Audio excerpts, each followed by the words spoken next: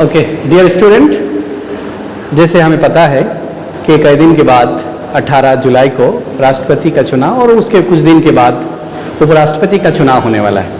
उसमें एक महत्वपूर्ण बात यह है कि जब इलेक्टर्स, जो हमारे इलेक्टेड एमपीज़ एंड एमएलएज हैं, जो राष्ट्रपति को चुनते हैं और उपराष्ट्रपति को जो मेंबर ऑफ पार्लियामेंट सब चुनते हैं, तो उनके लिए वो कैसे वोट करेंगे, उनके लिए क्या क्या गाइडलाइंस हैं। जैसे हम लोग वोट करने जाते हैं, जैसे हम लोकसभा के एमपी को या एमएलए को चुनते हैं या पंचायत और म्यूनिसिपैलिटी के सदस्यों को चुनते हैं, तो हमारे लिए भी गाइडलाइंस होते हैं। तो क्या उनके लिए भी गाइडलाइंस है या वो जिस तरह से चाहें वोट कर दें? क्या उन गाइडलाइंस को अगर नहीं फॉलो करते हैं वो, तो क्या होगा? तो आज उसी पर बात करेंगे। इसीलिए हमने टॉपिक सोचा है कि grounds for rejection of votes. क्या राष्ट्रपति और उपराष्ट्रपति के चुनाव में उन कुछ गाइडलाइंस हैं, अगर उन गाइडलाइंस को ना फॉलो किया जाए तो क्या उनके वोट्स रिजेक्ट हो जाएंगे, इनवैलिड हो जाएंगे? इसी पर बात करते हैं। तो हाँ, बता दें कि ज़रूर उनके भी वोट रिजेक्ट हो जाएंगे। तो क्या क्या गलतियाँ होंगी उनसे अगर कि उनसे वो वोट रिजेक्ट हो जाएंगे? तो पहली गलती, जैसे हमने आपको बताया था कि राष्ट्रपति के चुनाव में जो बैलेट पेपर होता है, बैलेट पेपर में 2 कॉलम होते हैं।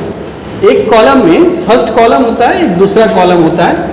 फर्स्ट कॉलम में यहाँ सिर्फ कैंडिडेट्स हैं, उनके नाम लिखे होते हैं। जैसे यहाँ राजा किसी का नाम है, या यहाँ रमेश किसी का नाम है, या और भी राहुल किसी का नाम है। ये 3 कैंडिडेट्स हैं और यहाँ कुछ नहीं लिखा हो रहेगा।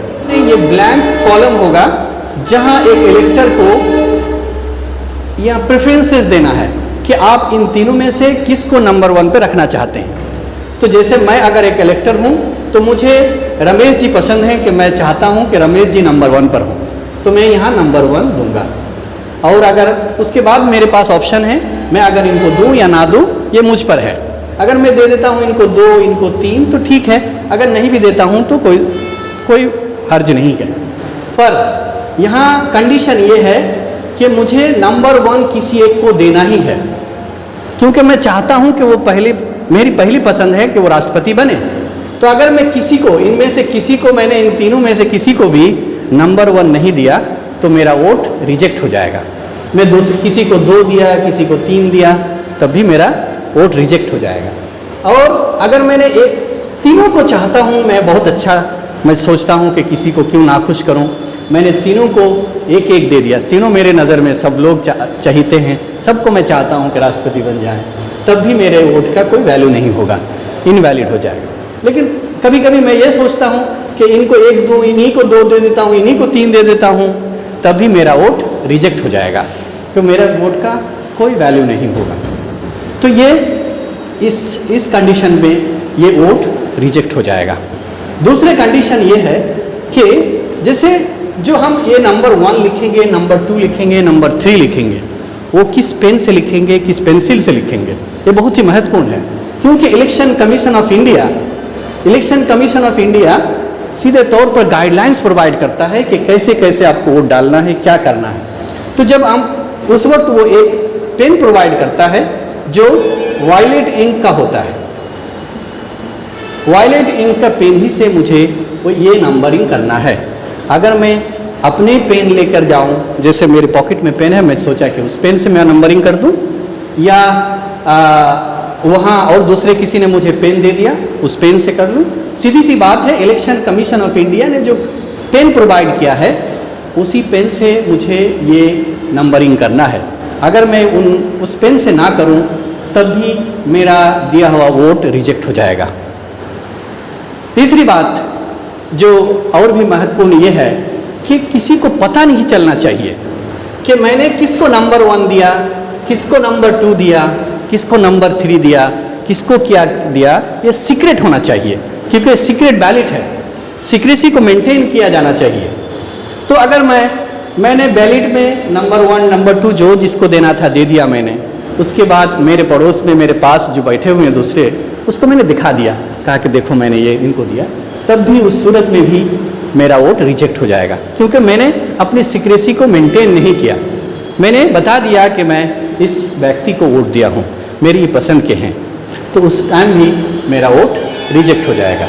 और एक ग्राउंड है जिससे किसी भी इलेक्टर का वोट रिजेक्ट हो सकता है, वो है जब वो बैलेट पेपर मिला उसे और उसने यहाँ किसी 3 कैंडिडेट में से किसी को कोई नंबर नहीं दे, ब्लैंक छोड़ दिया, तब भी उसका तो किसको राष्ट्रपति बनाना चाहता है, तो उसके वोट की कोई वैलिडिटी भी नहीं है। और पता चला कि ऐसे उसने नंबरिंग की जैसे ये 2 यहाँ 1 यहाँ 2 ऐसा होना चाहिए। उसने क्या किया, उसने बीच में यहाँ ऐसे टेढ़े करके 1 रखा।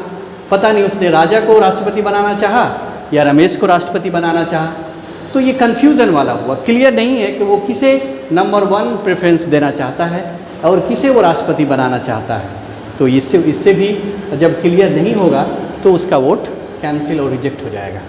और तीसरी बात यह है, एक महत्वपूर्ण बात यह भी है कि अगर वो सोचता है कि 1 इस तरह न्यूमेरिक में ना लिखकर वो क्या किया उसने कि 1 वो यानी 1 TWO2 लिखना चाहा इस तरह से, तब भी ये वोट उसका कैंसिल हो जाएगा, रिजेक्ट हो जाएगा। और अगर इस तरह ना लिख करके उसने सोचा कि नहीं मैं इसे फर्स्ट लिखूँगा, इसे सेकंड लिखूँगा ऑप्शन दे करके, इसे थर्ड, इस तरह से भी अगर लिख दे तब भी उसका जो है वोट रिजेक्ट हो जाएगा। और जैसे हम EVM में वोट डालते हैं तो उस वक्त वहाँ नोटा का एक ऑप्शन आता है, NOT। इसका हम इन तीनों में से किसी को पसंद नहीं है तब भी हम वोट डालना चाहते हैं तो NOTA none of the above डालते हैं। लेकिन राष्ट्रपति चुनाव में या उपराष्ट्रपति चुनाव में नोटा जैसा कोई ऑप्शन नहीं रहेगा, उन्हें तीनों में से किसी एक को नंबर 1 प्रेफरेंस देना होगा। उसके बाद अगर बैलेट पेपर को जब जमा करते हुए वोट डाल दिया, नंबर 1 लिखा, 2 लिखा, जो लिखना था इलेक्टर ने लिख दिया, 1 2 3 जिस तरह से लिखना था लिख दिया। लेकिन जाते जाते उसने क्या किया कि अपना नाम छोड़ गया, अपनी पहचान छोड़ गया। सोचा कि मेरा नाम कुछ है, लाला राम है नाम मेरा, तो मैं अपना नाम सिग्नेचर करके जाता हूँ या नाम लिख करके जाता हूँ ताकि वहाँ मेरा नाम रहे।